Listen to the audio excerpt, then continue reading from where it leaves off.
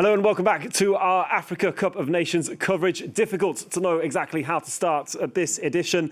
Senegal have gone and won this edition of the tournament, beating Morocco 1-0 in one of the most dramatic finals that you'll ever have witnessed on this planet. We're going to go through all of it if we can. We've just stepped out from watching the game. Tando Sibia is back with us, Emily Boyle as well as is Andreas Evagora as well. And we've got Selena Sykes is with us in Morocco. We'll be going to her in just a few minutes to get the latest from there. But in case you missed anything that happened over the last 2 or so hours, it was chaos in Rabat. Chaos, why? Because Morocco were accorded a penalty. We're going to go through this why, and Senegalese players stepped off the pitch only to come back and score the winning goal. Where are we going to start? Has anybody here ever witnessed anything like it? I'm going to go, Andreas, you've got the most experience in, let's say, in terms of time on this planet in watching any games.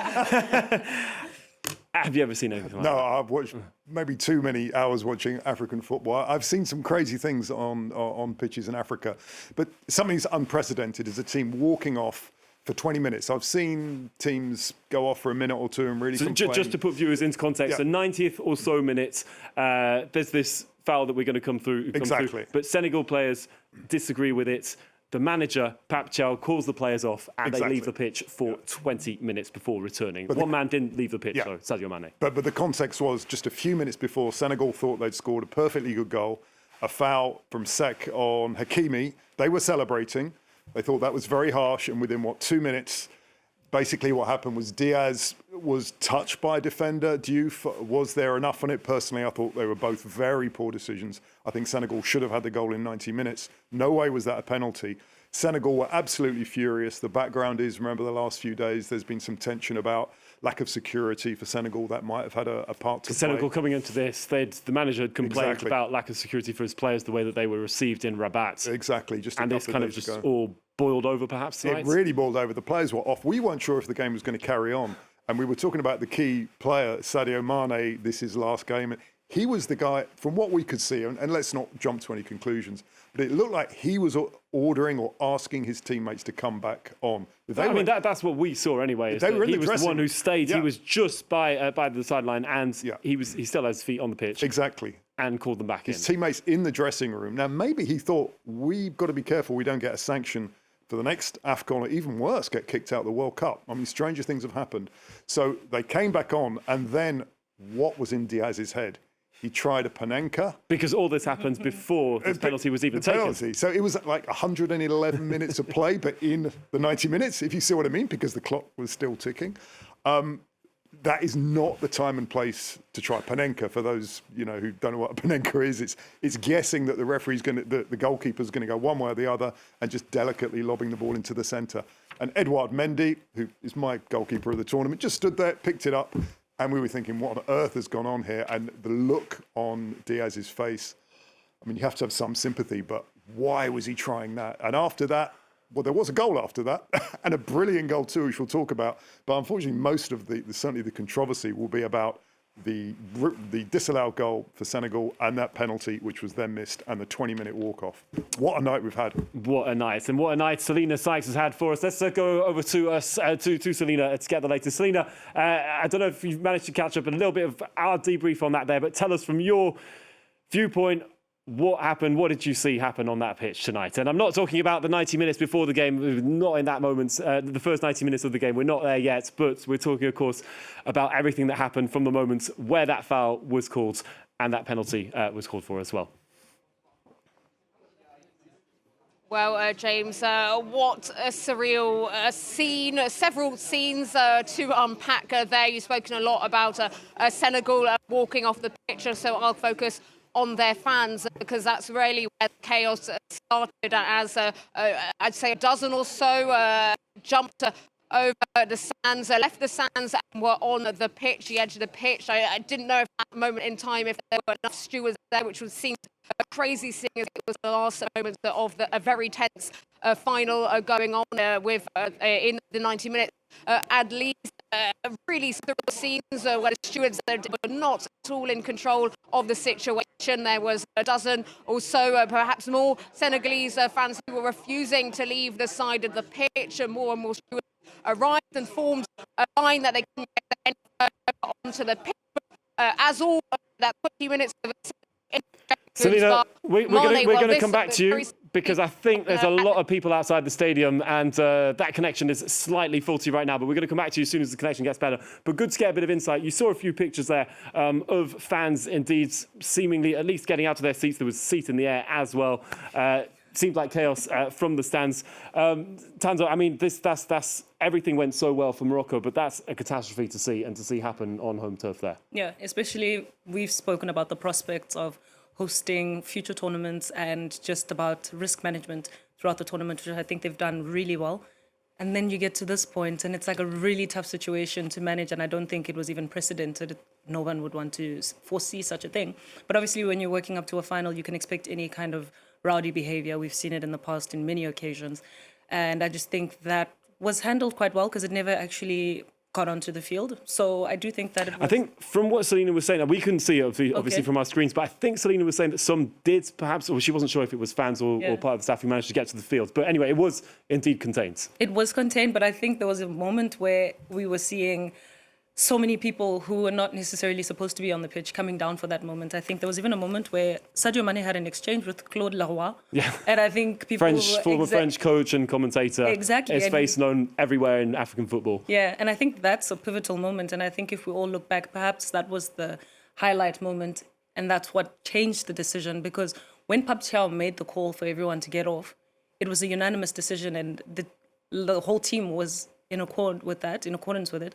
To a point, I even saw Sadio Mane also walking off the pitch, and then there was that exchange with Leroy. And I think that might have been the turning point. I don't know what was said, if anything was said. For now, it's just speculations. We don't know what really happened. But after that, we saw things changing. He stayed on the pitch, maybe had a little bit of reflection that this could be the change of your career. This is your final AFCON. Also, maybe just like a little highlight moment where you're like, okay, this is not going to go so well if we all leave. And I'm really glad for that decision that everyone came back to their senses and stayed and the game was played on. Because I think it would also have been a poor image for African football, for CAF, bad organisation, but it would have fallen even harder on Pape Gueye. And I think depending on who you're looking at, I think for his team, I tip the biggest hat off because you want to know that your coach backs you. You want to know that you're playing as a team. You want to know that you're supported in good and bad decisions. Is it extreme? Very. From the federation, the Senegalese Football Federation, well, at least now they've won the tournament, so I think it's going to be okay. We've won, it's okay. But I think let there be any stories of sanctioning or any appeals from the Moroccans or anyone, even CAF themselves internally, I do think that it's going to be something that might be a little bit heavy. But I think in terms of loyalty, internally, this is a very together brotherhood thing going on with the Senegalese side, and I have a lot of respect for that. On the other end, it's really unfortunate for Morocco. As hosts, it ends like this. I think a lot of it could have been avoided, especially, I don't think it would have risen as far as Coach Pape Gueye wanting to walk off the pitch. He probably would have stayed on had there not been the incident with the bus yesterday. So I do think that some things could have been avoided if they had gone all the way with hospitality. Then there wouldn't have been this blood boiling and then see such extremities as this. But I think fair and square Senegal won this game. Clearly, especially being set behind, having a goal taken away from you, blocking a save, a penalty save, and then coming back to score. They managed that game so well, and it was incredible football. Yeah, that's the football side of it where they did manage. Yeah. Emily, you wanted to come in? Yeah, and to take the context, and think about what was going on before. You were talking about let's talk about the end of the game. But even if you look at those 90 minutes when that Senegal goal got disallowed, they were dominating. And so if you take it in that context of that second half, especially. Where Senegal were looking like more and more like they were probably going to get one in the back of the net anyway. And then to think that you're robbed of a goal and then you're given a penalty against you for... Honestly, I think there's a bit too much flopping around going on. Both of those, in my opinion, were dives. The slow-mo makes everything look worse. I mean, you could stroke someone and it would look like you... I'm exaggerating a little bit, but... and so I think that's also important to know. The dynamic of the game at the point in time where that penalty was called was going in Senegal's favour. So they were almost getting robbed of something there, and that's why you could probably understand why the tension was so high as well. Yeah, they managed to keep their focus. Unlike Morocco, after that, didn't really have. I mean, there were some chances that did come up, but didn't.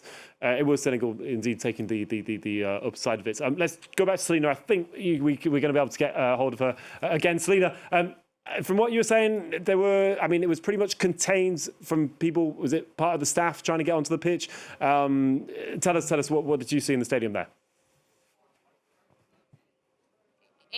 It was chaos on all ends. I don't know exactly where it's cut off, but the fans obviously jumping over out of the stands and were on the pitch. The stewards are seemingly caught off guard. There weren't enough of them. They did manage to hold them back, but that whole scenario carried on for a good 20 minutes. Most of the Senegalese team are in the dressing room. It all got very, very heated. There were fisticuffs going on between the Senegalese and the security in the stadium as they refuse to get back in the stands. I would think in usual situations, at least what I've seen in the Premier League, when there is a pitch invasion, the person who invades the pitch is escorted off the premises. But it really looked like the stewards didn't really know what they were doing. They formed a line, but the Senegalese refused to get back into the stands.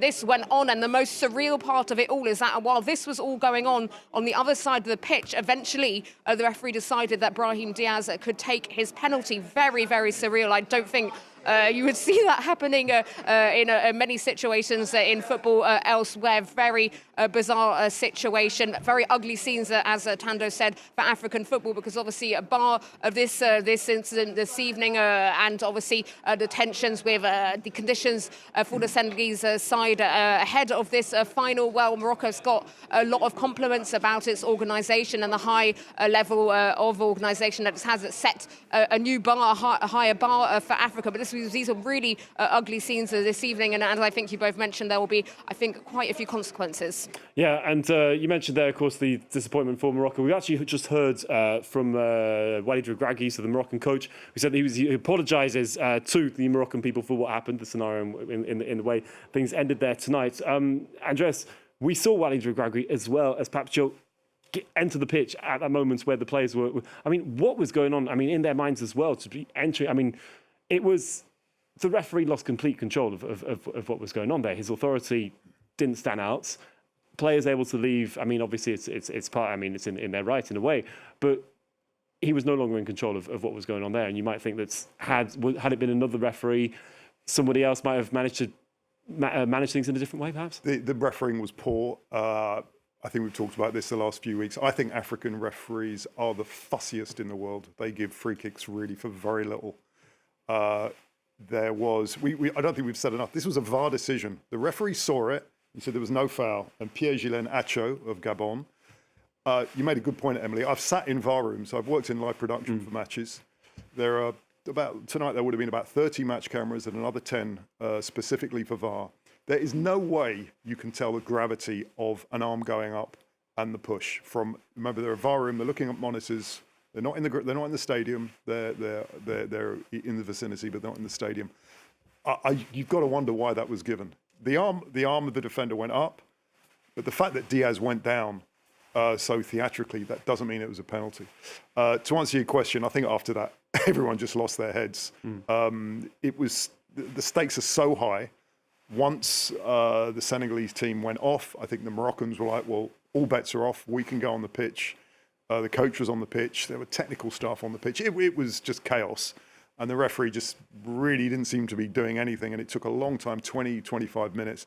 I would love to know what Claude Leroy said. Maybe it was nothing. Maybe the wisest words he ever said in his long career. But it was just chaos. It could have really gone all night. We were watching it together. Is this going to be going on 30 minutes, 40 minutes? It went on about 20 minutes, I would say, before the penalty was finally taken. But we really do need to have a look at VAR. So you mentioned that, so VAR, the decision coming then from VAR, the referee who didn't call it before that. So why was the first goal for Senegal disallowed, and why was this penalty? Well, that wasn't a VAR decision. That was adjudged as a push. It was the lightest of pushes, a tiny little push, and Hakimi went down. But I'll give you a little fact. Both incidents happening in the box. Exactly. I'll give you a little fact. Before FIFA introduced VAR, they put out a huge report. They consulted referees, ex-pros, and they decided that when VAR is introduced, it will be used once every 4 matches, and the decision would last 6 seconds.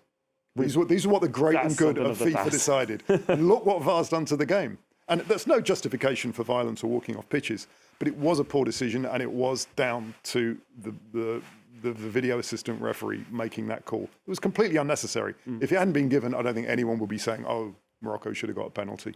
So poor decisions there, poor decisions VAR, and after that it was very unfortunate. But I agree, I think Senegal were the worthy winners. And it was, let's talk about the brilliant goal. It was a fantastic goal, to finish it in extra time. Hopefully we can talk about that as well, but it was unseemly in normal time. Let's talk about just to understand how we've managed to get to the football with it actually continuing. We mentioned Sadio Mane. He was the man who got everything happening again, allowing Senegal to go on to take the leads. And we talked about earlier on experience being a huge part of coming into a final. Sadio Mane was able to keep his cool and was able to be such a leader, even though he isn't a captain in his own team, well, not tonight anyway. But that was an experienced player. Nobody else would have been able to do what he did, quite simply. Yeah, and I think it boils down to individual morals. And I think that was something that shone out in this whole team. I think the Senegalese side, they had the composure that we spoke about coming into the game. They had some kind of psychological strength and mental clarity, even when things hit the fan. When there was a decision that we're all getting off the pitch, everyone moved and very peacefully and calmly. And when there was a moment where perhaps one of their players was being let down, they would all rise to the occasion and defend each other. Whereas on the other end, you'd see that Morocco kind of were being divided one by one. Diaz making the decision to take the penalty, I think even is something that we're going to look at for a long time. Like, why would you do that? And even in the last game against Nigeria, when it went to penalty shootouts, yes, sure, he wasn't playing because he had been substituted off. But for somebody who hasn't been taking penalties throughout the tournament, or perhaps we don't know what happens at training, for him to come in the final at such a critical moment, to make that decision as an individual. It was leaning towards individual glory, perhaps extending the whole thing of the golden boot and something. And I think that's where also the Moroccans fell short in this game. It became more of individual glory and individuals wanting to shine, and they weren't playing as a team. And I think that's what let them down. Even when you'd see some cameras, shots on certain players, you could kind of see a player arrogance, whether they were losing or even when they were still in it in the game and it was 0-0. I think towards that 90-minute mark, or perhaps slightly even before that, you could see that there was some kind of decline. So Senegal won this as a team, and football is a team sport. But I do stand on what you're saying, is that Sadio Mane was the make or break of this tournament for Senegal. He ushered the side really well. He had the assists where needed. He scored the goals where needed. He ushered the troops where needed, kept the composure. And I think this needs to be his thing, because he said it in the semi-final at the end.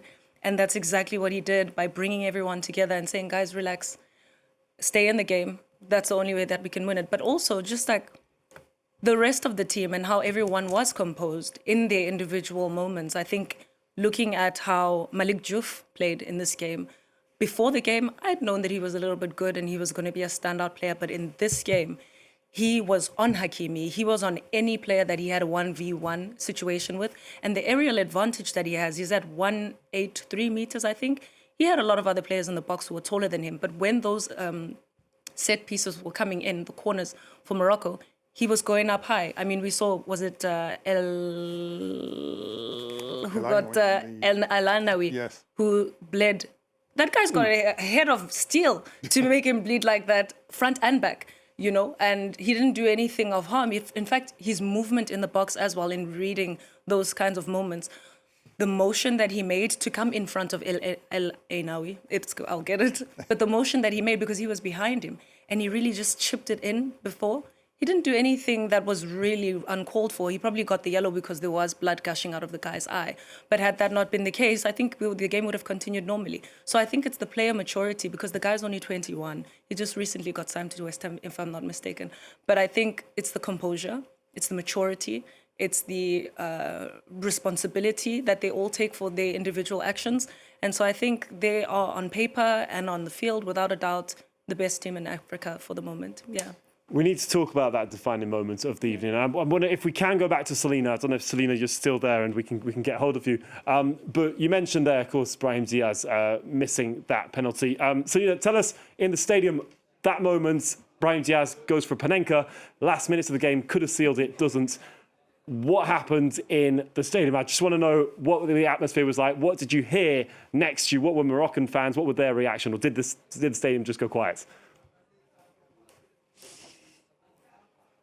Well, didn't hear very much after that mess penalty, as you can imagine. The stadium pretty much falling absolutely silent. It was a strange one where a lot of, quite a few Moroccan journalists around me, and as the penalty was given, obviously there was a whole 25-minute delay after that, but when the penalty was initially given, a lot of people celebrating, obviously, and there was that really long delay, and obviously you've all said it in the studio, just why would you attempt that at that moment in time? Diaz, I think it'll be very hard.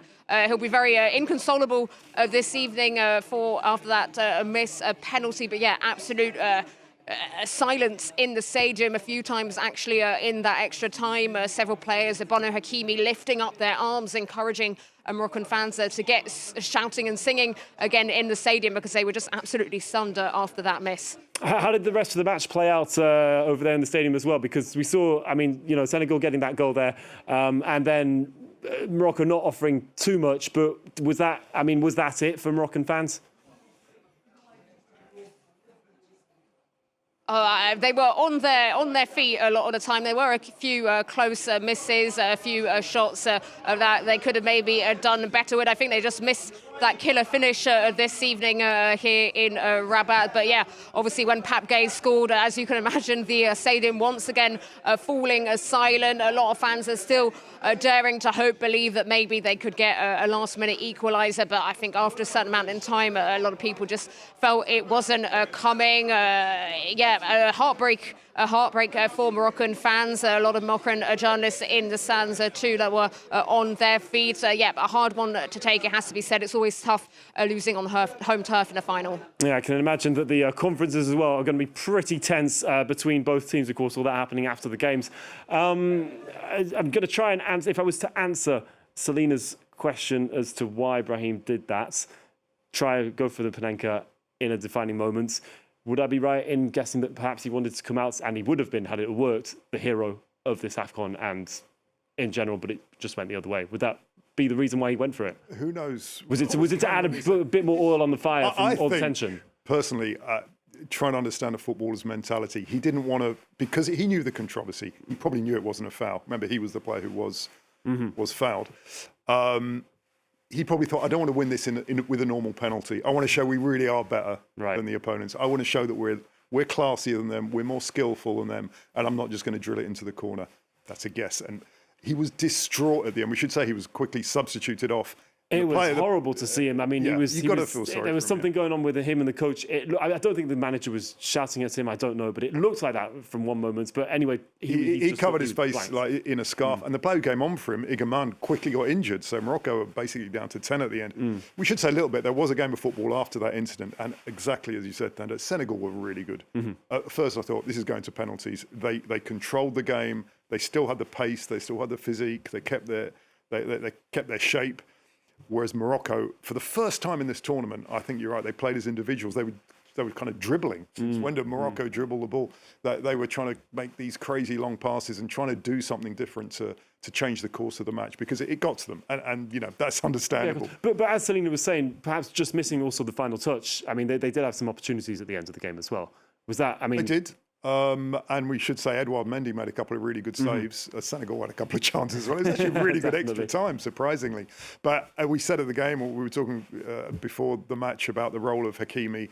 He wasn't let out of his box for me. He never really got forward. And I still think it was a little bit cautious for Morocco, if we're just looking at the globality of the game. They were a little bit more expressive in extra time when they were chasing the game. But Senegal just really looked strong, very well organised. And over the course of the month, I think they're worthy winners. Yeah, let's talk about the game a little bit because, I mean, there are obviously all the situations and we're going to definitely find out more happening. And just obviously on that reminder, perhaps, I mean, I can't help but compare to the fact that we did see Zidane in the stands over the last few weeks. And maybe that did get to Diaz's head, Zidane being the man who can. But at the same time, Edouard Mendy is not the guy to be doing a panenka. No, he's not at all. 2021, Chelsea, Man City, there was a panenka, it was Aguero. Struck it with his left hand, just like that. He didn't move, and he did the exact same thing. When he took the kick, he wasn't very hasty to do the dive. Instead, he just waited. And also, he's tall enough to kind of like get the dive right on time. And I think he also has the physical prowess that if it's a little bit delayed, he can still make it in time. And brilliant decision-making from Edouard Mendy. Coming into this one, Bono had one conceded a goal in this tournament. And so now they're equal on 2. So I do think without a doubt, because they're the winners of the tournament, it goes to Edouard Mendy. There's one thing to add that might be interesting is the psychology of taking penalties. A German PhD student actually did his doctorate on the psychology of taking penalties. And especially in Germany, Switzerland, in those countries, the feeling is now not to give this idea of, I'm going to take a penalty, I'm going to decide what to do and stick to it. In some parts of the psychology world, which I'm not part of, it's for the coach to tell the player, you go up and you do that, because it takes responsibility off. It takes pressure off the kicker, right? If I'm being told to do this rather than, oh my God, the whole country is looking at what I'm doing. And I'm I'm absolutely sure, if he had gone to his coach or any one of the technical staff and said, where do you want me to put this gaffer? He wouldn't have said. He wouldn't have said, go for the panenka. You're not I think the penalty, as you're saying, is just an illustration of the fact that Morocco lost the mental game. I mean, taking penalties on any level of football is stressful and a horrible exercise. Honestly, if you ask me, I've taken a few very low-level football and it was awful, so I can't imagine what they're going through. The fact that Diaz decides to do that shot into the goal. Okay, it's questionable, but the fact that Mendy manages to like clock him, he was also playing, mind games, like standing up tall in front of him, backing down slowly to the line. That's all part of, the game of penalties, and it just goes to show they lost it after a few things. I mean, the second half was bitty. You've got people slicing their heads open, stoppage time, all of this stuff. So it was already kind of down to, in my opinion, just mental resilience, and I think that penalty was the illustration of who had won that battle in that little moment. True. Yeah, you wanted to add something to that, Tanda? No, I fully agree. It's true. It's like a whole game of mind games. I mean, when you're playing open play on the field and it's fast-paced and there's all of that, it's a completely different ball game to now the capacity of the stadium. It's you and the goalie. Even your teammates who have been running up and down the pitch with you, they're standing there watching if you're going to mess it up. And so for him to take the decision was very huge. But I think that's something that's going to weigh heavily on him for a long time to come. Yeah, as penalties really can too. We've seen that happen and break players for a few months after that. In terms of I'm just thinking, what is going to be next? Because, I mean, we can only speculate at this point. Senegal, is there going to be some kind of punishment for what happens from tonight? Andreas, in your experience from what you've seen in some freak scenarios, is there anything you could compare to, or perhaps get an idea of what might happen for Senegal? We'll see. In the near I've been future? checking on the wires. Thankfully, looks like things have calmed down just a little bit. I would imagine Senegal will get quite a heavy fine because the players have left the pitch for 20 minutes, which is against rules. If they had stayed off, it would have been a 3-0 win for Morocco. It is so unprecedented, James, it's hard to say, but there will be some punishment. I don't think Senegal will care. There will be some punishment. At extreme level, maybe they might not be allowed to defend their crown in 2 years' time. But I don't think it will come to that. I think there'll be quite a big financial penalty, a big slap on the wrists. And but questions have to be asked about the security, as you both said. Where was the security? There was no security protecting the players, the referees, and then this incident with the fans that we really have to wait and see what actually happened there. Because this is going to throw in whole doubt. I mean, for Morocco, who's going to be hosting then not the World Cup coming up, but the one after that with Spain and with Portugal. What we've seen, everything went pretty well until these last few days, and especially tonight. But that's now going to read through. I mean, I know, Emily, of course, you've spoken a lot over the last few weeks about the organisation and everything for Morocco and everything they've put into this. But now they're going to have to rethink, and there's going to be pressure, I can imagine, coming from the outside. And it's not exactly the way that Morocco wanted things to finish for them. No, I mean, obviously, this is an exercise in maybe not sports washing, but sports diplomacy. And it's affecting. It's about image, and Morocco have figured out that by hosting big tournaments, they can look cool because it's a cool thing to do, right? So they've invested, millions and millions and millions. In fact, almost 8 billion euros was spent building new stadiums and refurbishing others. And of course, there's this huge, big mega project of the Stade Hassan II in Casablanca, which is supposed to be the biggest stadium in the world when it gets finished. Over 100,000 seats? 115,000 seats. Huge. So plenty to throw onto the pitch if that goes wrong as well. And, you know, top-class academies. I mean, they've invested in rail infrastructure, hotels, improving flights to and in and out of Morocco. I mean, it's an absolutely huge operation. And obviously, if you've poured all of that money into a tournament like this, the last thing you want is for this kind of stuff to be happening on the pitch and indeed chairs being thrown out. It reminded me a little bit of the whole Messi incident in India. I feel like we need to maybe look at how, you know, steadily chairs are being built into all of these stadiums. But obviously, you know, then you've got the context of the Gen Z protests. I mean, it would be remiss to not mention those because there were people holding up signs saying we want hospitals, not stadiums. That's also important to note. So it is about image, and it doesn't take very much for this to become a bit of a maybe tarnished operation. That being said, this was the practice run for the 2030 World Cup. So all of the issues that we've seen, be it security, even with the players, you know, coming on and off their buses, like we saw with Senegal, that upset them, be it in the stadium, also issues with ticketing, things like that. This is all stuff, you know, practice runs in a way are meant to go wrong because that's when you learn about what you need to improve. And so I think, you know, it's still a success for Morocco until tonight and the issues that happen on the pitch. It was pretty seamless. In fact, everyone was saying this AFCON has been too quiet. There's something suspicious going on. Well, I was going to say, I mean, we've said it's been far too quiet in a way in terms of some of the games and everything. We've got, I mean, all our money's for tonight. But I mean, that's just throwing everything out. But I mean, as you mentioned, you know, Morocco, they want to make themselves a hub for African football, don't they? I mean, it's been decades in the making. Do you see this? Is this going to dent them?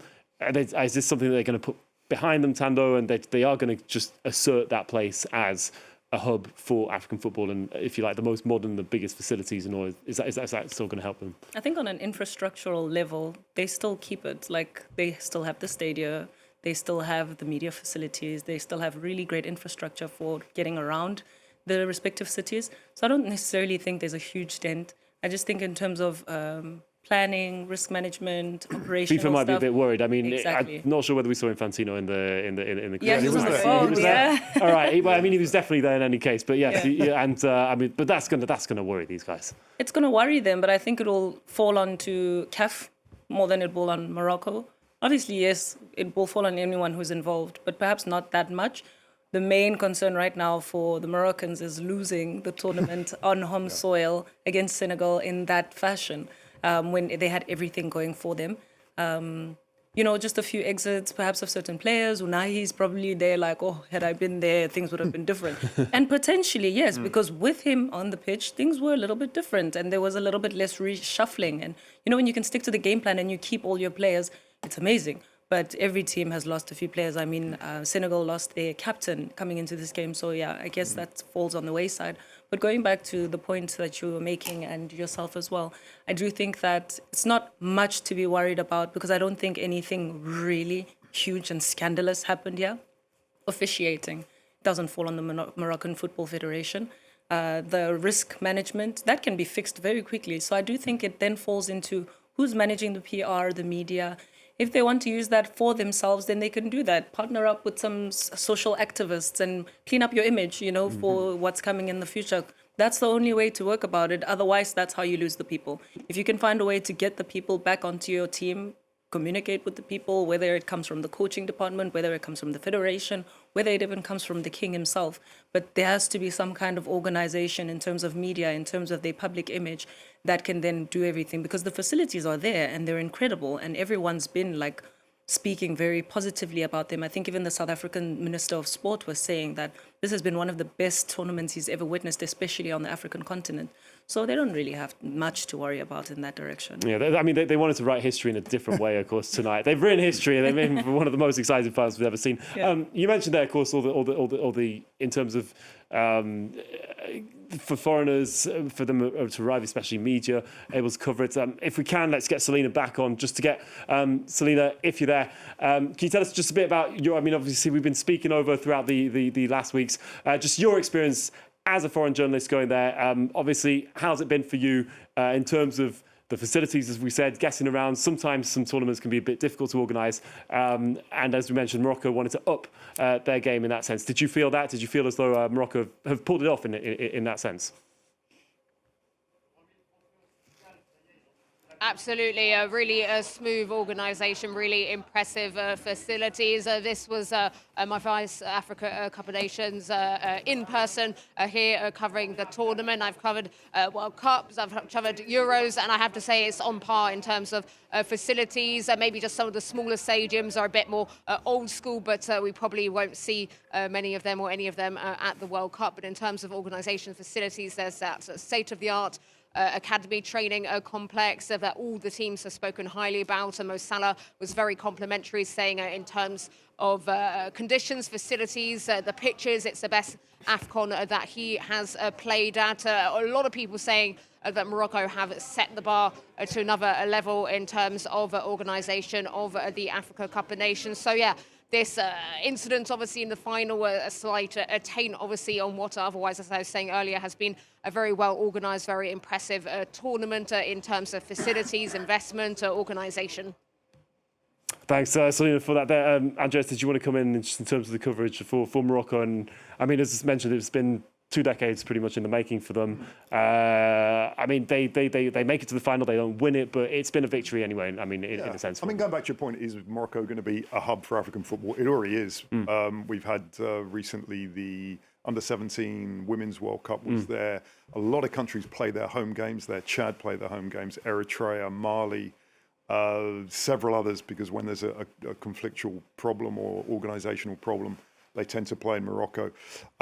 I would concur with what Selena was saying. I've spoken with a couple of real veterans of AFCONs. They've said this is the best organised. The transport's great. The stadia are really good. The training facilities are great. There was one problem, though, which was ticketing, which is, you know, maybe not the highest profile of activities, but it's really important. And they were saying ticketing both for the press, in other words, you know, getting tickets for the media zones and so on, and for the public. Now, if there's a stadium of 115,000 people, that's a lot of tickets, and that's really difficult to manage. We've seen cases where people without tickets getting into the stadium, and the opposite, people with tickets not being able to. So, and that's one of those things. You were talking about image. You can have a fantastic tournament for a month, but in this age of social media, you can have one bad visual image, and unfortunately, that was what could be more visual than that. Players coming off the pitch, arguments on the pitch, and then the fans. That could. Hopefully it won't taint it, because generally it's been a very good tournament. But let's hope that's not the enduring image of this AFCON, because that will, you know, that will play and will be in people's minds. There's no way they're going to lose the World Cup from that happening. No, they'll have it for political reasons. There has to be some matches in Africa. Morocco will have that tournament in 2030, but especially on ticketing, that's where they've got to be very careful and ensuring that everyone is safe in the stadium. Yeah, absolutely. It's so important. So one of the positive sides, of course, that we have had is the actual play itself. We've had some high-level football.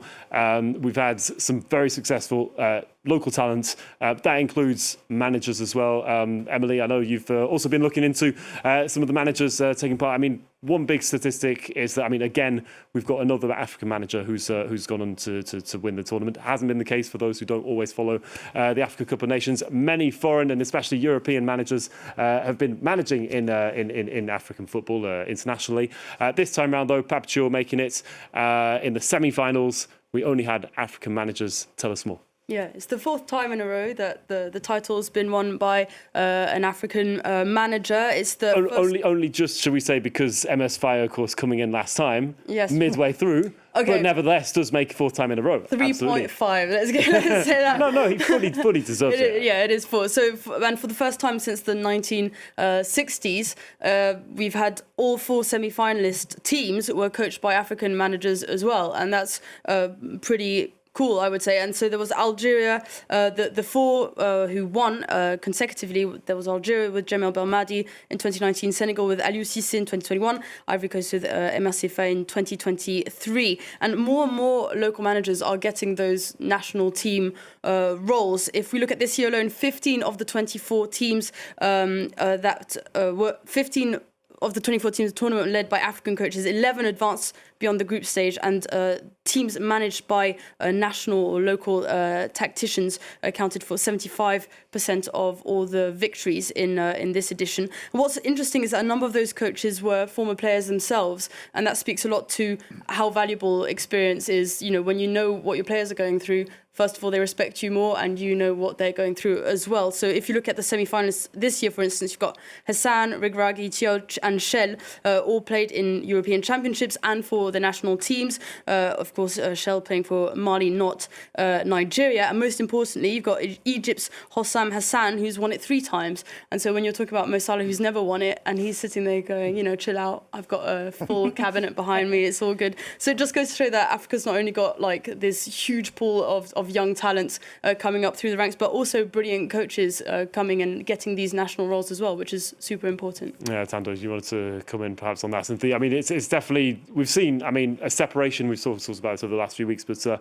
separation of some of the teams, definitely maybe a big 4, big 6, big 8, considering the quarterfinals, and that separation perhaps to continue if we have this level of investment and just perhaps recognition of local talent and using that talent to good use. Yeah, I think also with time, seeing how we're advancing in terms of the ages and where most of these now coaches, former players, were trained and developed, they were able to then go abroad, gain their expertise. And obviously with time going on, you're seeing that they're able to come back and apply everything that they've learned to the local structures. I think also, just to echo what Emily was saying, you look at, yes, they're local, but they're also young. Pape Gueye was like 44, and he's third youngest coach of all the coaches in the current AFCON. I think the first youngest is 41 years old, and that's MS5. And then you look at Eric Schell, he's like 48. Walid Regragui is probably like 2 years older, he's probably like 50 or something. So you can see that, okay, things are getting a little bit better. I mean, once upon a time when you were looking at Roar, who is with Mali right now, the age gap there is like immense. And that's where you'll then have like... It couldn't be much bigger. Huh? Yeah, you know, but that's where you'll have a lot more coaching style. But obviously it's a case-by-case analysis. Yeah, different generations. Exactly. But once you have that smaller age gap, it can go really well or really poorly. And I think in this case, for all the coaches that I've mentioned, it's gone really well. There seems to be some kind of respect, acknowledgement of each other's achievements and each other's roles. And I mean, looking at the age gap, even between Sadio Mane and his coach, it's less than 10 years. But there's a good accord. Everyone knows why they're there. Everyone knows their role, and you step back and you let the guy manage. So we speak quite often about the difference between a coach and a manager. And I think over here in this AFCON, we've been seeing a lot of management, which is quite nice. But I think Pape Gueye is still a little bit in between the coaching and the managing. But I think that thing takes time and wisdom, you know? So I think it's really nice to see that African football is also making a name for itself, not just in the playing department and not just in the infrastructural or the structural, but for the coaching departments as well.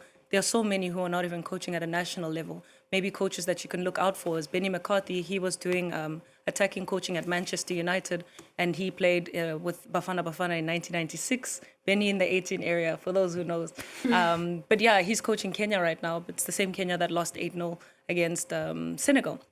But I do think that these are the things that you can look out for. I also mentioned Rulali Mukwena, another South African coach. I'm speaking for South African cases because that's what I've been focusing on. Pitom Simane, who was coaching Al Ahly. He coached a few sides in North Africa, and I think he even went to the Middle East, who's now gone back to South Africa to then apply his expertise in the country, in the domestic level. So I do think that the movement of coaches is really important, and them moving also then helps them get the finances to then fund advancement in their coaching expertise. I spoke about Rulani Mukwena, or not, Walid Regragui, sorry, getting his UEFA Pro license. That's like the highest of the high. Once you have that, you can go and coach Chelsea if you wanted to. But he's not the only person. I think for the first round of those coaches on the African continent who went for that training, Pitom Simane was one of them, and I think there was like 8 others who were part of that movement of coaches. So I do think that keep an eye out on African football. There's going to be a few changes. We might even see some tactics coming from the continent. You know how there was the Dutchman who played at Barcelona, who came up with tiki-taka. You took Johan Cruyff. Cruyff. Exactly. Yeah. So I think you're going to start seeing that It's not only going to come from Europe. It's not only going to come maybe even from the United States. You could find a coach who's going to come up with a tactic that will change the style of football. Look, even here with Pape Gueye, I'm not saying that he came from Cisse and he just took over and changed the whole thing, but he was a forward himself. And you look at how Senegal is playing attacking football. So I think also that thing of having these former players coming in and applying the things that they learned. Yes, it's a little bit old school because time is moving very fast lately. But I do think that it's something that's still relevant. But there's a slight shift in footballing tactics that's happening right now. So if we keep an eye out, I think we'll be in for a treat. Well, we certainly hope that we will be. I just want to get another feel of some of the reactions of some Moroccans, but maybe also Senegalese. We've got here in Paris, we've got Clovis Casali, who's out in Paris, who's at the Institut du Monde Arabe over there. Clovis, I mean, game is wrapped up now. Many fans were there. It was booked, fully booked. But tell me, what did fans make of it? And I'm guessing, in particular, Moroccan fans, what did they make of that? Well, take a look. Absolutely no one. Everybody's left. I can tell you, the cars are honking their horns in the background. In the area, we can hear celebrations, obviously, from the Senegalese fans. Senegalese extremely happy tonight here at the Institute of the Arab World, l'Institut du Monde Arabe, on the banks of the Seine. It was mostly Moroccan supporters. And of course, it was a difficult night for them. They really thought they were going to clinch this Africa Cup of Nations. But Brahim Diaz failed to score on penalty. And some Moroccan supporters were telling me, did he do it on purpose? Was he doing that after those chaotic scenes on the pitch when the Senegalese players decided to storm off after they felt that the referee wasn't refereeing in the right way, wasn't really serving the game well? And that's what the Moroccan supporters were telling us. And I'll remember also those Senegalese fans, not many here in Paris in this fan zone at the Institut du Monde Arabe, quite a few, but delighted, and who told us at the end that they had the stronger side. They deserved to win. And finally, a group of Moroccan supporters telling us we're a bit disappointed by the way the game ended, not just because of the result, but because of the chaos on the pitch. And that will go down in the history of the Africa Cup of Nations, of course, with the Senegalese players leaving the pitch. And and the Moroccan fans here saying that at least they can stand proud and they can say that they are proud of their team. Morocco did do well during this competition, and these Moroccan fans telling us they hope they'll do better next time. All right, well, thanks, Clovis, for that little update from the fans. We'll let you go home because the atmosphere definitely has died out down there for quite a while. Thanks for sticking around to give us that reaction for us there. What's next for Morocco? Semi-final, they did in the last World Cup, so they were expected to go very far this time around. They got to the final, didn't win it. The results are there. We've got the World Cup coming up. Walid Regragui, safe to say he's going to keep his position there? Well, we were talking about this in Africa and North Africa. You know, the Tunisian coach lost his job because of one bad result. I would think it'd be a terrible decision to get rid of Coach Walid, who's done a brilliant job. And you have to ask, if he was a foreign coach, would he be criticised as much as he is by Moroccans? Because he's still getting a lot of criticism. He's got an African team to the semi-final for the World Cup. That's the first time it's ever happened, and I think only once they've got to the quarterfinals. So it was a huge achievement. But what's next for them? They might have to change their style of play a little bit. They don't really come out of their shell. They thought they could come into this game as they did in the other games, basically. And maybe they've been found out. Everyone is analysing in the modern age of video analysis. They know exactly what every player's role is, and you have to do something a little bit different, I think, to go further. I can see Morocco will get through their group. No disrespect to our Scottish viewers. They're going to beat Scotland, or they're not going to lose to Scotland, and they'll beat Haiti. So that's already enough to get them through. But I think to go really far, they've got Hakimi, who I think he's the best player in the world. I think he's probably better than Dembele. Was signings though tonight? Well, I don't think he's fully fit. He's never really got to the top of his game, but they've got to use him more and come out of their shell because, look, I keep going back to the winning goal because it was Pape Gueye. It was a brilliant brilliant. You know, in 4 years in Marseille, he scored 4 goals, and he scores he a goal comes like and does that. this. It really was a superb hit, and I really hope that that's not overshadowed, because I can't think of a better championship-winning goal than that, and certainly not for a long time. Yeah, so, you know, absolutely incredible. Kudos to Pape Gueye.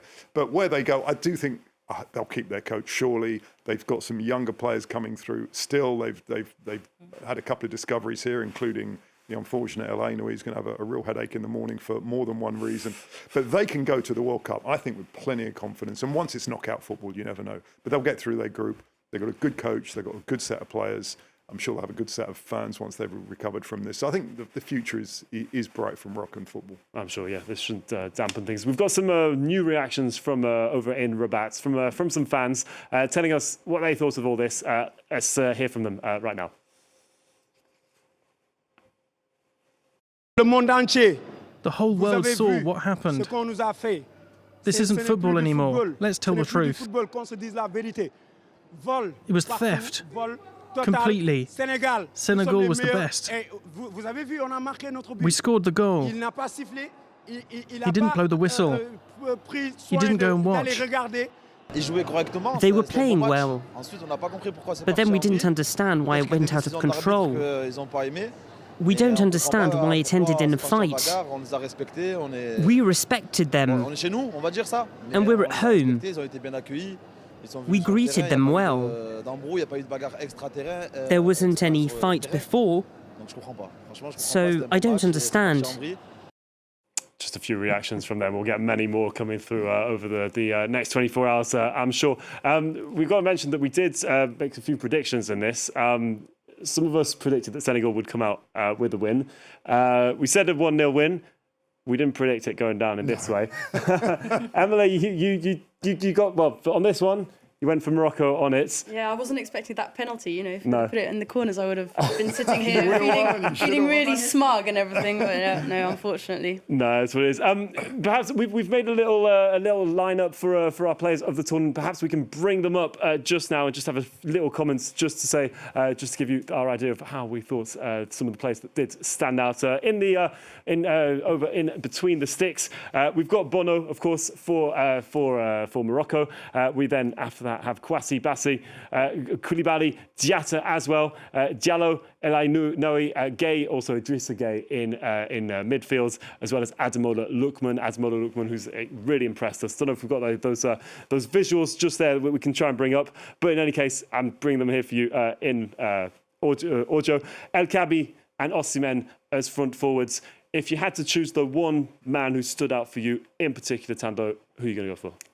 You know what? For the action and the surprise? Don't tell me Brahim Diaz. No, no, I'm kidding. No, not even You that could bad have. No, shape. of course you could. No. I think the penalty really dimmed the lights on his entire performance throughout the tournament and the impact that he's had on the Moroccan side. And I think it's so unfortunate for him. We should mention that he scored 5 goals throughout the tournament. Golden highest boot, goal scorer. yeah. There we have our France 24 starting 11 just there. But so you would go in that. El Kabi. I think he's shown us something incredible to watch. Our questions were, where was this guy this whole time? The way that he was taking all of the goals. I think even in this one, he had a strike.